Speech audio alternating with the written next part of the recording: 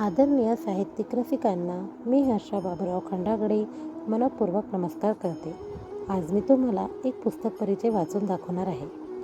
संघर्षाशी सशक्त लढा देणारा कविता संग्रह म्हणजेच सीझर न झालेल्या कविता. माननीय डॉक्टर सुनील श्रीराम पवार सर लिखित सीझर न झालेल्या कविता हा कविता संग्रह वाचला आणि मन अगदी भरून आलं. तोच छोटासा अनुभव कथन करण्याचा प्रयत्न करीत आहे.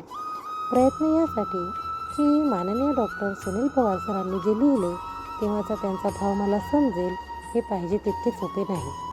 हा कविता संग्रह माझ्या हातात आल्यावर मुखपृष्ठाला बघून मनात विचार आले की या चित्राचा नेमका अर्थ तरी काय.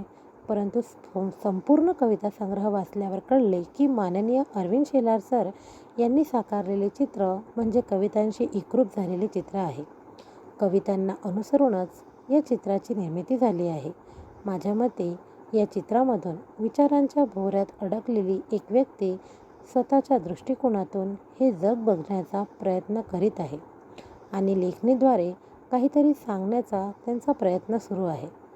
मानवाच्या मेंदूतून मनात जाणारी भावना हळूहळू बहरत जाताना या चित्रात मला दिसली. त्याचप्रमाणे 89वे अखिल भारतीय मराठी साहित्य संमेलनाचे अध्यक्ष माननीय श्रीपाल सबनीस सर यांची प्रस्तावना वाचली आणि पुस्तकाचे थोडेफार स्वरूप समजण्यास मदत झाली. कारण पाहिजे तेवढे मला स्वतःला आकलन झाले नाही. शेवटी साहित्यिकांची भाषा समजण्याइतपत मी अजून मोठी झाले नाही, त्यामुळे मला कठीणच गेले. दुसरी गोष्ट म्हणजे महाराष्ट्र राज्य मंत्रालयात सहसचिव असलेले माननीय सिद्धार्थ खरात सरांचा अभिप्राय वाचला. त्यातील सर्वात शेवटच्या परिच्छेदात त्यांनी लिहिले आहे की कविता हा आत्महत्येला पर्याय असतो असे मानणारा हा कवी लौकिक अर्थाने स्वतःला अपयशीच मानत असला तरी त्यांच्या कविता मात्र आशयाने गच्च भरलेल्या गर्भश्रीमंत आहेत. सोबतच त्यांनी कुबेरा इतकी श्रीमंती माननीय डॉक्टर सुनील पवार सरांच्या काव्यप्रतिभेला दिली आहे हे तितकेच खरे वाटते.